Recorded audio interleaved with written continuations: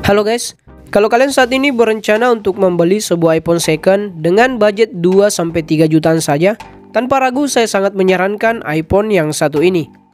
Oke, meski spesifikasi iPhone ini sudah cukup tertinggal jika dibandingkan dengan seri iPhone terbaru, tapi apa yang ditawarkan iPhone ini bisa menjadi hal yang perlu kalian pertimbangkan melihat harganya yang terbilang sudah cukup murah.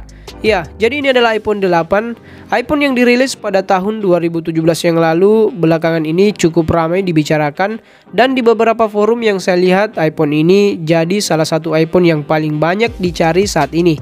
Nah, kalau kalian melihat di marketplace online saat ini harga second untuk iPhone 8 sekitar 2,7 sampai dengan 3 juta rupiah untuk varian storage terkecil yaitu 64 GB. Jadi wajar saja kalau iPhone yang satu ini peminatnya masih cukup banyak karena selain harganya yang sudah tergolong cukup murah, beberapa pengguna juga mengatakan iPhone 8 ini sangat cocok untuk dijadikan HP kedua sebagai pendamping HP utama mereka. Dan menurut saya, walaupun iPhone ini dijadikan sebagai HP utama atau daily driver, saya cukup yakin iPhone ini masih cukup bisa diandalkan untuk memenuhi kebutuhan kalian pada sebuah smartphone. Dengan chipset A11 Bionic-nya, iPhone 8 ini masih tergolong tangguh dalam menjalankan berbagai macam aplikasi sekaligus. Berdasarkan skor Antutu yang didapatkan dengan chipset A11 Bionic-nya, iPhone 8 ini mendapatkan total skor sebesar 296 ribuan. Dengan angka seperti itu, iPhone yang satu ini dipakai scrolling di sosial media masih sangat lancar.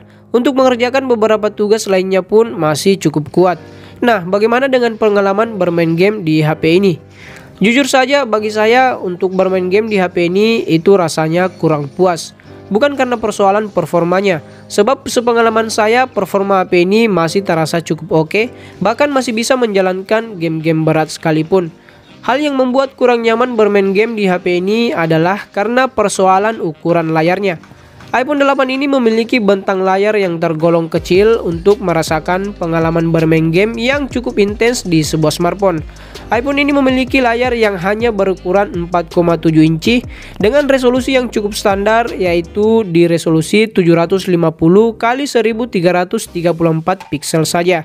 Dimana dengan ukuran dan resolusi layar seperti itu membuat pengalaman bermain game di HP ini terasa kurang memuaskan. Apalagi untuk jenis game yang membutuhkan grafis yang cukup tinggi. Dan kalau melihat dari ukuran ataupun dimensinya, HP ini sepertinya memang dirancang untuk penggunaan casual saja. Dengan dimensinya yang tergolong compact di tangan, dioperasikan menggunakan satu tangan pun iPhone ini masih terasa cukup nyaman. Semua bagian layar bisa dijangkau dengan begitu mudah. Nah, untuk build quality-nya sendiri, iPhone 8 ini terasa cukup premium berkat bodi belakangnya yang terbuat dari bahan kaca dengan finishing glossy seperti ini. Di berbagai sisinya, iPhone ini dibalut frame aluminium yang membuat tampilan bodinya terkesan lebih mewah. Namun sangat disarankan tetap menggunakan case pelindung untuk mengurangi risiko adanya baret ataupun lecet dan hal-hal yang tidak diinginkan pada iPhone kalian.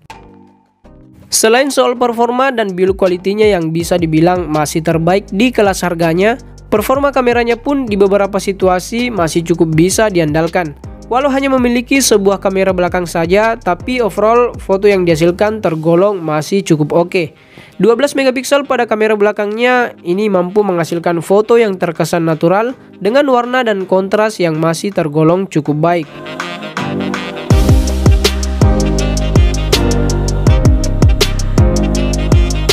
Hasil foto kamera depannya pun masih terlihat overkill untuk sebuah smartphone di harga 2 jutaan saja. Foto selfie yang dihasilkan masih sangat bisa diandalkan, warnanya terkesan natural, detailnya dapat, dan memiliki dynamic range yang cukup luas. Sejauh ini yang menjadi kekurangan untuk urusan foto pada iPhone ini adalah ketika pengambilan gambar dilakukan di kondisi minim cahaya, di mana kemampuannya dalam mengambil gambar di kondisi low light itu masih tergolong cukup standar. Di beberapa kondisi hasilnya cukup bernoise dengan detail foto yang seadanya saja. Tidak adanya mode malam pada iPhone ini membuat hasil fotonya kurang begitu bagus ketika pengambilan gambar dilakukan di kondisi minim cahaya. Terus bagaimana dengan perekaman videonya? Nah, untuk perekaman video kamera belakangnya iPhone ini sudah mampu merekam video hingga resolusi 4K 60fps walaupun hasilnya terlihat kurang stabil.